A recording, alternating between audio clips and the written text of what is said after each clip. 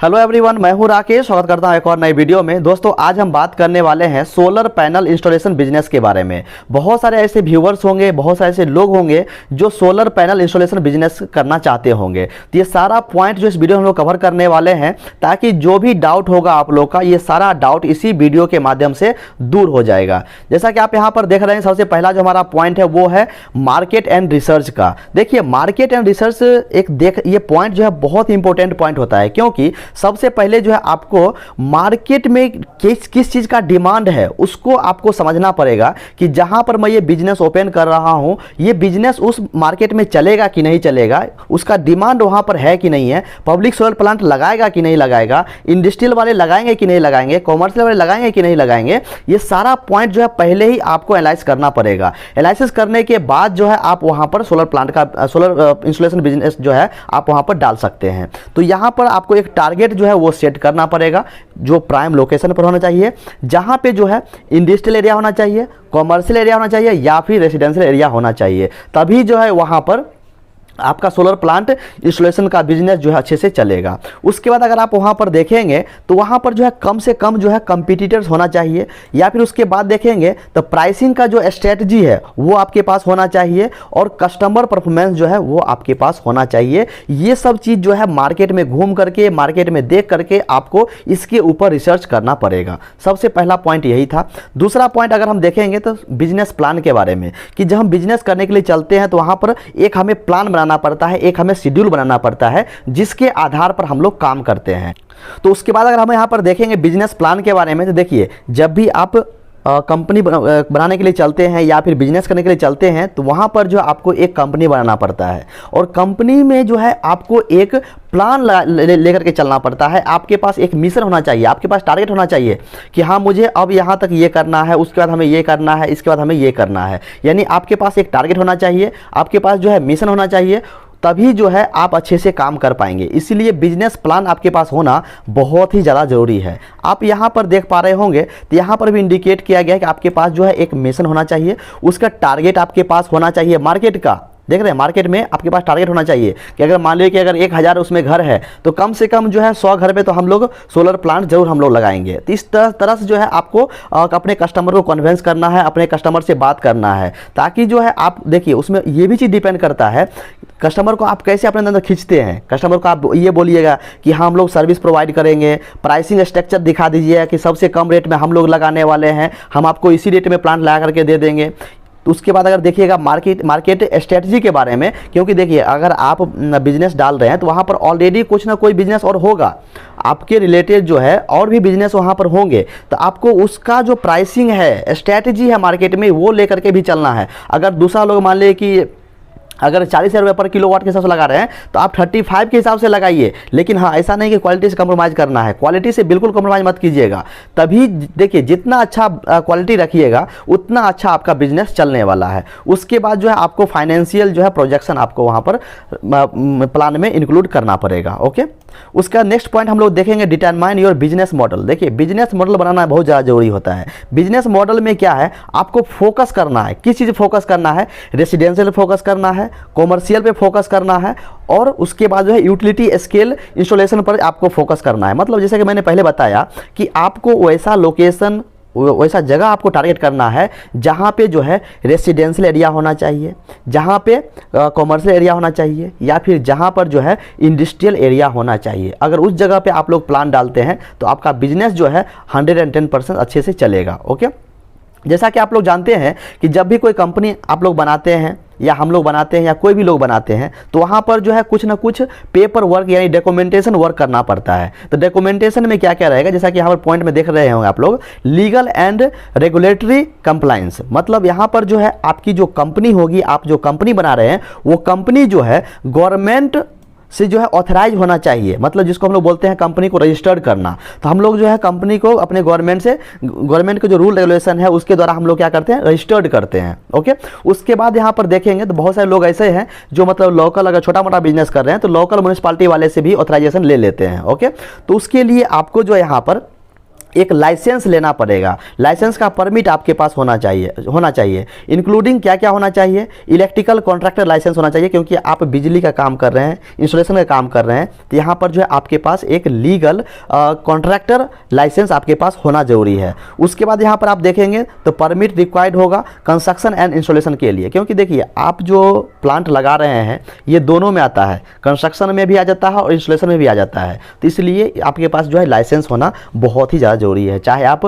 Government से authorisation ले लीजिए या फिर जो आपका लोकल जो आपका म्यूनिसिपालिटी वाले हैं उससे ले लीजिए, लेकिन आपका जो बिजनेस है वो गवर्नमेंट के थ्रू रजिस्टर्ड होना चाहिए और आपके पास जो है बिजनेस करने का लाइसेंस होना चाहिए। ओके, उसके बाद अगर आप देखेंगे तो स्किल एंड ट्रेनिंग, तो ये पॉइंट ही इंपॉर्टेंट है। जब तक मान लीजिए आपके अंदर स्किल नहीं होगा तब तक काम नहीं कर पाएंगे, या फिर काम करने के लिए जाएंगे विदाउट स्किल तो आपको बहुत ही ज़्यादा परेशानी का सामना करना पड़ेगा। अगर आपके पास मान लीजिए स्किल नहीं है तो ट्रेनिंग लीजिए, ट्रेनिंग लीजिएगा तो वहाँ पर आपको सर्टिफिकेट प्रोवाइड करेगा। तो वही चीज़ें बताया गया है, आपके पास जो है टेक्निकल स्किल होना चाहिए। यदि टेक्निकल स्किल नहीं है, टेक्निकल आपके पास नॉलेज नहीं है, तो आप जो है जाकर के ट्रेनिंग लीजिए और जहाँ पे जो है आपको ट्रेनिंग का सर्टिफिकेट ही प्रोवाइड किया जाना चाहिए, क्योंकि जब भी आप ट्रेनिंग करके आएंगे तो आपके पास जो प्रूफ होना चाहिए कि हमने ट्रेनिंग किया है, मैं स्किल्ड आदमी हूँ या फिर स्किल एम्प्लॉय हूँ, ताकि आप जो है सोलर पैनल प्रोग्राम का अच्छे से इंस्टॉलेशन का काम करवा सकते हैं। ओके, तो यहाँ पर जो है आप देखेंगे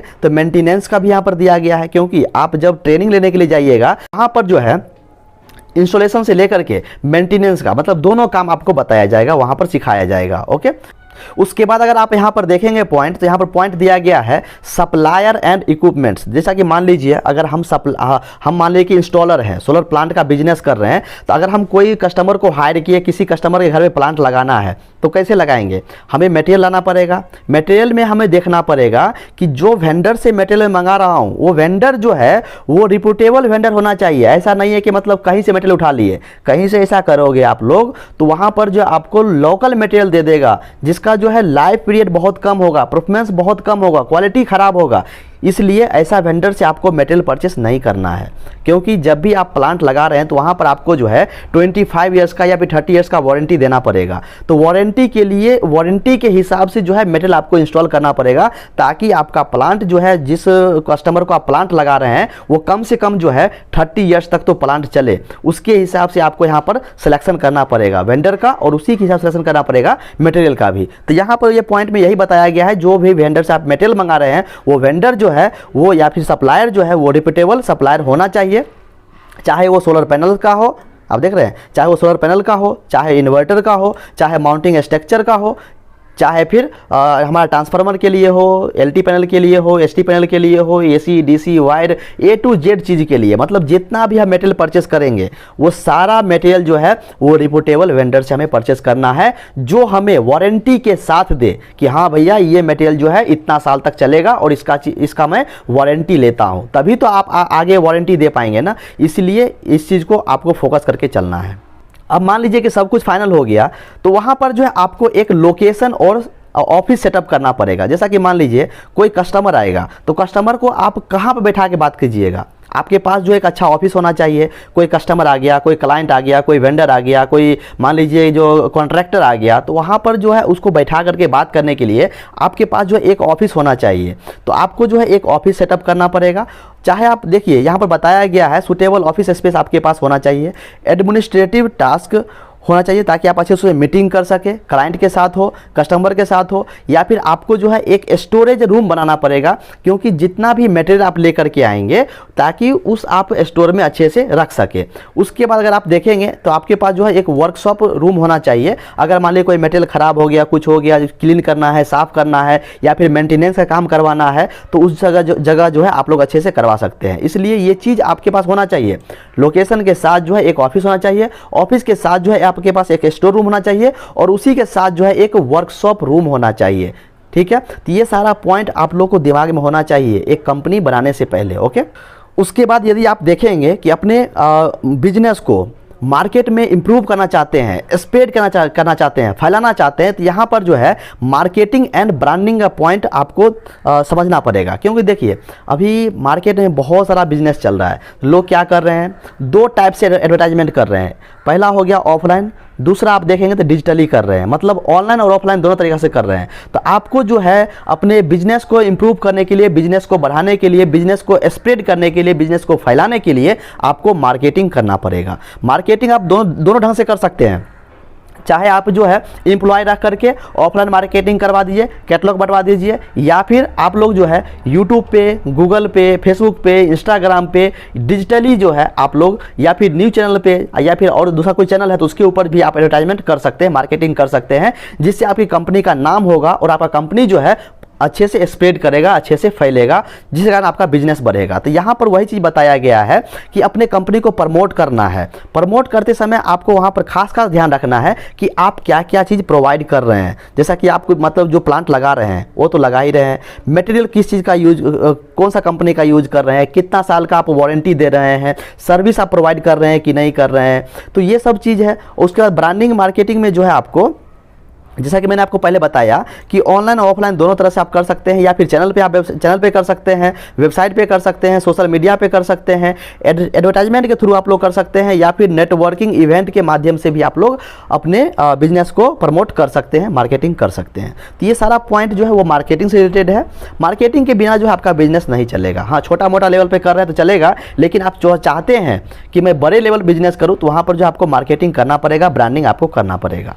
उसके बाद अगर हम लोग यहाँ पर देखेंगे तो प्रोजेक्ट प्लानिंग एंड एग्जीक्यूशन है। यहाँ पर देखिए, जैसा कि मैंने बताया कि जो भी आप किसी कस्टमर का प्लांट लगा रहे हैं, सोलर प्लांट इंस्टॉल कर रहे हैं, तो वहाँ पर जो है आपके पास प्लान तो होना चाहिए, प्लानिंग तो होना ही चाहिए, और एग्जीक्यूशन भी होना चाहिए कि आपका जो वहाँ पर प्लांट आदमी लगा रहा है, कस्टमर वेंडर लगा रहा है, या फिर जो कॉन्ट्रैक्टर है वो लगा रहा है, किस प्रकार से लगा रहा है, क्वालिटी के साथ लगा रहा है कि नहीं लगा रहा है। वहाँ पर एग्जीक्यूशन के लिए आपका आदमी होना चाहिए। तो यहाँ पर यही चीज़ को बताया गया है कि जो भी वहाँ पर काम किया जा रहा है प्लानिंग के साथ होना चाहिए, डिजाइन के साथ होना चाहिए, ड्राइंग के साथ होना चाहिए, क्वालिटी में कोई कॉम्प्रोमाइज़ नहीं होना चाहिए, और जो भी हमारा टाइमलाइन दिया गया है उसके आधार पर हमें करना है। अगर मान लीजिए कि कोई अगर कोऑर्डिनेट करना है क्लाइंट से तो कोऑर्डिनेट भी करना पड़ेगा आपको। मान लीजिए कुछ चेंजेस करना है, या फिर सप्लायर से आपको कोऑर्डिनेट करना है तो सप्लायर से कोऑर्डिनेट करना पड़ेगा। कुछ मटेरियल का आपको डिमांड है, या फिर आप देखिए तो सब कॉन्ट्रैक्टर के साथ जो है आपको स्मूथ बिहेव रखना पड़ेगा, स्मूथली आपको काम करने के लिए उन्हें टाइम देना पड़ेगा। ऐसा नहीं है कि हमारा प्रोजेक्ट मान लीजिए 6 महीने का है, उसको हम बोलेंगे भैया 3 महीने में ख़त्म करो। ठीक है, 3 महीने में टाइम ख़त्म तो करने के लिए सोचेगा, लेकिन वहाँ पर जो है क्वालिटी बिगड़ जाएगा। तो ऐसा बिल्कुल ना करें। जो आपका ड्यूरेशन है, जो आपका पीरियड है, as per design and drawing के हिसाब से उनको आप फ्रीडम दीजिए काम करने के लिए, ताकि आपका प्रोजेक्ट जो है स्मूथ रन कर सके। ओके। और उसके बाद आपको ये भी बात ध्यान रखना है कि जो प्रोजेक्ट है, जो हमको टाइमलाइन दिया गया है, वो प्रोजेक्ट जो है एग्जीक्यूशन के अंदर जो है टाइमली कंप्लीट हो जाना चाहिए। ऐसा नहीं है कि अगर 6 महीने का ड्यूरेशन दिया तो हम साल भर लगा दिए, ऐसा बिल्कुल आपको नहीं करना है। जो ड्यूरेशन दिया गया है, जो ड्राइंग दिया गया है, जो डिज़ाइन दिया गया है, उसके हिसाब से आपको काम करना है। जो आपका पीरियड दिया गया है, जो टाइम दिया गया है, उसी के अंदर में काम को कंप्लीट भी कर देना है। ओके। उसके बाद देखेंगे हम लोग यहाँ पर तो क्वालिटी इंश्योरेंस होता है और कस्टमर सर्विस। देखिए, क्वालिटी से तो मैंने बार बार बोल रहा हूँ कि क्वालिटी से कम्प्रोमाइज़ बिल्कुल मत कीजिएगा। अगर क्वालिटी से कम्प्रोमाइज़ करेंगे तो आपको नुकसान है। ओके, तो यहीं पर वो चीज़ बताया गया है। और कस्टमर सर्विस में आप कस्टमर को क्या क्या सर्विस प्रोवाइड कर रहे हैं वो चीज़ आपको बताना पड़ेगा। जैसा कि मान लीजिए मेरे पास कोई कस्टमर है, हमने उसको प्लांट लगा करके दिया, अगर मान लीजिए कि 6 महीने के बाद कोई चीज़ ख़राब हो गया, कहीं पर फॉल्ट हो गया, या फिर इन्वर्टर जल गया, या फिर कहीं वायर कट गया, तो उसका मेंटेनेंस कौन करेगा? तो वो चीज़ भी हमें बताना पड़ेगा कि हाँ, अगर वो हमारे स्कोप में है तो फिर हम उसको करके देंगे। तो वो चीज़ आपको कस्टमर के साथ क्लियर करना पड़ेगा। तो यहाँ पर वही चीज़ दिया गया है। क्वालिटी कंट्रोल है इंस्टॉलेशन के लिए, मतलब इंस्टॉलेशन के दौरान जो है क्वालिटी से कोई कॉम्प्रोमाइज़ नहीं होना चाहिए। जो उसका प्रोसीजर है, जो उसका स्टेप बाय स्टेप प्रोसीजर है, उसको आपको फॉलो करके चलना है। उसके बाद अगर आप देखेंगे यहाँ पर तो provide ongoing maintenance and support service to customer, ensure the long term performance of their solar energy system. क्योंकि देखिए, जो सोलर एनर्जी सिस्टम होता है, जो प्लांट होता है, वो लॉन्ग टर्म्स तक लिए रहता है, मतलब 25 साल, 30 साल, 40 साल तक रहता है। तो आपको जो है उसी ढंग से प्लान करना है, उसी ढंग से क्वालिटी को कंट्रोल करना है, क्वालिटी को मेंटेन करना है। ऐसा ना हो कि हम उसको वारंटी दिए 25-30 साल का, वो 10 साल में ख़राब हो गया, तो इसमें आपको नुकसान है। इसीलिए क्वालिटी से कंप्रोमाइज़ आपको बिल्कुल नहीं करना है। कस्टमर को सर्विस क्या क्या प्रोवाइड कर रहे हैं, जैसे मान लें कहीं पर वायर कट गया, कभी शॉर्ट सर्किट हो गया, तो वो सर्विस भी आपको प्रोवाइड करना है। कभी इन्वर्टर में अगर फॉल्ट आ गया, इन्वर्टर काम नहीं कर रहा है, तो उसका भी सर्विस आपको प्रोवाइड करना है।